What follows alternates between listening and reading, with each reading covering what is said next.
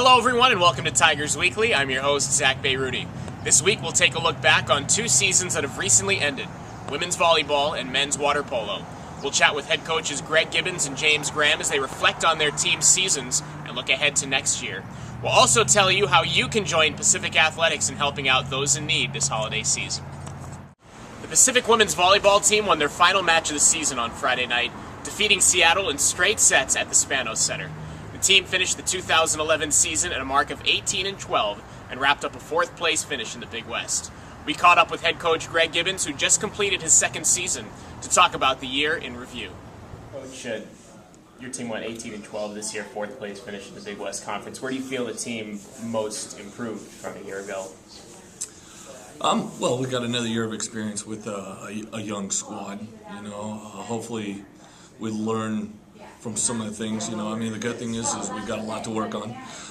They're getting ready to head into dead week and finals, and they get that month break, and then we come back and we start winter training, which is basically where our preseason begins for fall. And I thought at times our biggest thing was we were a little inconsistent at times. If you look at 5 of our losses, they were by 2 points. And that's kind of tough to handle, considering if we had maybe 1 or 2 more wins, we're an NCAA team.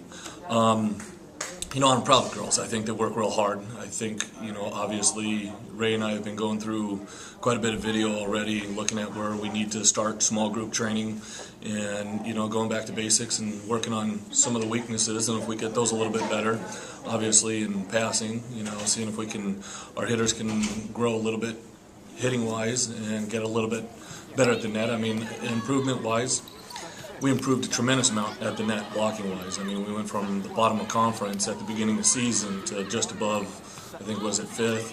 And then attacking, we're up at the top, so our attacking's a strength. Now, if we can build on that and, work on our transition in the next 8 months, also getting a little bit stronger, being able to finish a little better on the season. Also, trying to limit some of the injuries we had, towards the end of the season there. And, coming into next season, we also have a little more depth. But, overall, I thought the girls worked hard and they did their very best.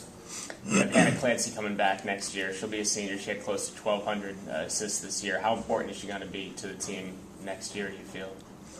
Oh, I love Hannah. I think she's a tremendous asset to us, and I think what's even better for her is we got one of the top setters in the country coming in behind her. So you talk about, I think I'm one of those that I think if you want to make someone better, have somebody behind them, and I think she's going to have her best season yet coming up, and I thought she did a tremendous job, even though she spent half of our season, injured. But yeah, of course, nothing. I think she brings a tremendous amount to the table, and I expect her to do big things for us next year. You also have 2 returning all-conference selections, Jennifer Sanders and Katie Taggart. Where do you feel the strength of your team is going to be looking ahead to next year?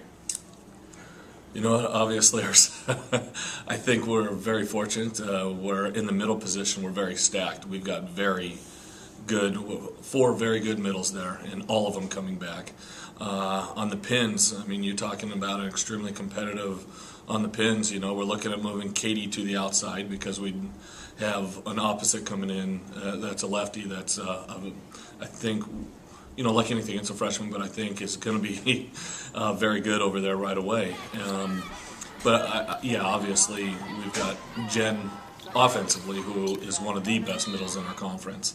And I think, as she improves with her blocking and her all-around game, and she and I have met this week and talked about some things. Hey, can we get your game? Do you want to get your game to the next level? And you know what? That's a challenge she's going to take on, but I expect, Jen, as good as she was for us this year, to be even better next year. And same with Jillian, same with Gabby, same with Ava. The list goes on.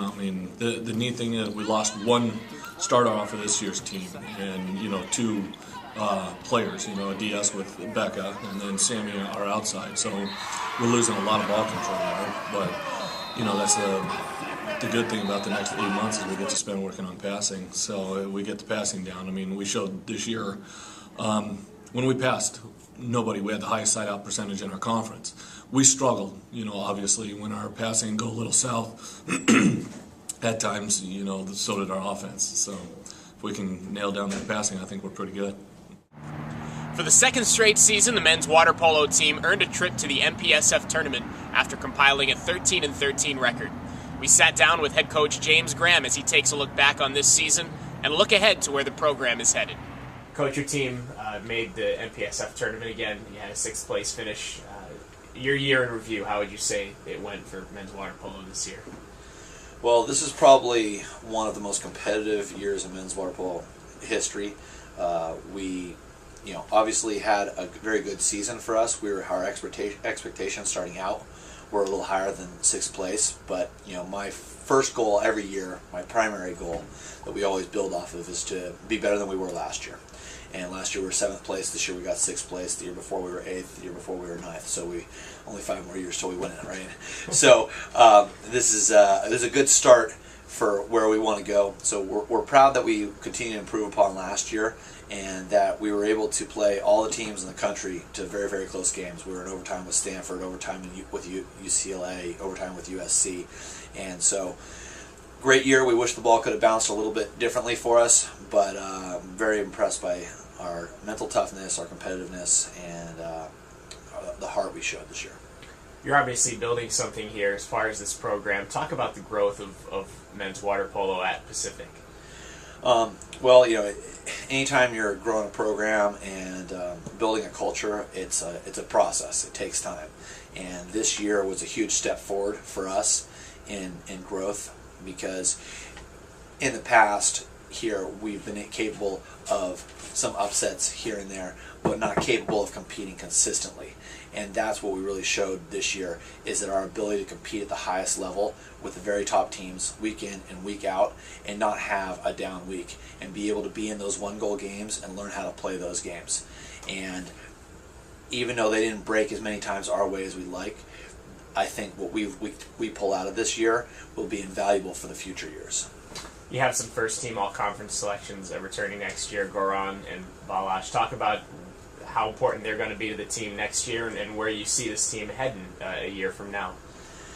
Well, Goran and Balash are amazing players. Huge amount of credit to their work ethic and what they bring to the team. To have 2 first-team all-conference players, I don't know the last time that happened here at Pacific. That's very difficult to get, and they are 2 amazing pieces to build this team around. We lose a number of seniors this year, but we have some great players in them coming back, so we're going to need to bring in some recruits to play around them, but the future looks bright. Anytime you have a player that in front of the cage like Goran that can play center, that's the most dominant player at his position in the country, and an amazing attacker, creator, playmaker in Balash. So we're excited about the future. We're excited about the future here. This holiday season, the Tigers are asking for your help in supporting the California Highway Patrol and their Chips for Kids toy drive. Bring a new unwrapped toy to the men's basketball game versus Utah State on Saturday, or the Pacific women's basketball game versus Florida on Friday, December 9th, and receive free admission to the game. Both games tip off at 7 p.m., and for more information, please visit PacificTigers.com. Until next time, so long everyone, and go Tigers.